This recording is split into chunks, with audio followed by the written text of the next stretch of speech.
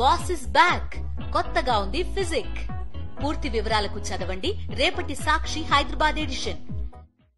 మహాయుతి కూటమిలోని 3 పార్టీలు తాము అంచనాలు వేసుకున్న దానికన్నా ఎక్కువ స్థానాల్లో విజయాలు సాధించాయి. ఒక విధంగా ఈ సునామీని కూటమి నేతలు కూడా ఊహించలేదు. అందుకే కూటమి నేతలు విజయానందంతో ఉక్కిరిబిక్కిరి అవుతున్నారు. దీనికి భిన్నంగా అఘాడీ కూటమి కలలో కూడా ఇంతటి ఘోర పరాజయాన్ని ఊహించలేదు.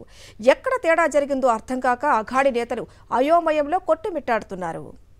288 స్థానాలున్న మహారాష్ట్రలో భారతీయ జనతా పార్టీ ఏక్నాథ్ షిండే నాయకత్వంలోని శివసేన, అజిత్ పవార్ సారథ్యంలోని నేషనలిస్ట్ కాంగ్రెస్ పార్టీలు జట్టు కట్టాయి. బీజేపీ 149 స్థానాల్లోనూ, శివసేన 81 స్థానాల్లోనూ పోటీ చేయగా ఎన్సీపీ 59 స్థానాల్లో పోటీ చేశాయి. ఇక కాంగ్రెస్ పార్టీ ఉద్దవ్ ఠాక్రే నాయకత్వంలోని శివసేన, శరద్ పవార్ నాయకత్వంలోని ఎన్సీపీలతో పొత్తు పెట్టుకుని బరిలోకి దిగింది.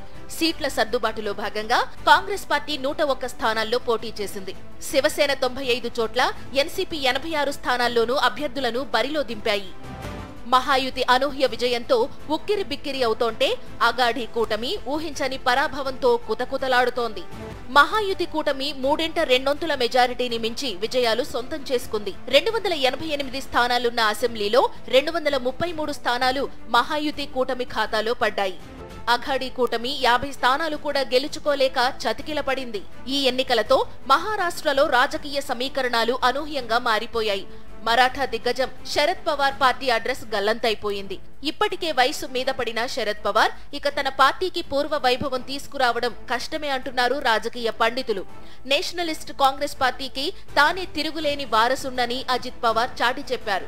మరాఠా ప్రజలు కూడా శరద్ పవార్ ను కాదని అజిత్ పవార్ ను ఆశీర్వదించారు. ఇది శరద్ పవార్ వర్గానికి కొరుకుడు పడని పరిణామమే. మరోవైపు మరాఠా రాజకీయాలతో విడదీయరాని అనుబంధం పెనవేసుకున్న బాల్ ఠాకరే స్థాపించిన శివసేన పార్టీకి అసలు సిసలు వారసుడు ఏక్నాథ్ షిండేనే అని మరాఠా ప్రజలు గుర్తించి ఆశీర్వదించారు.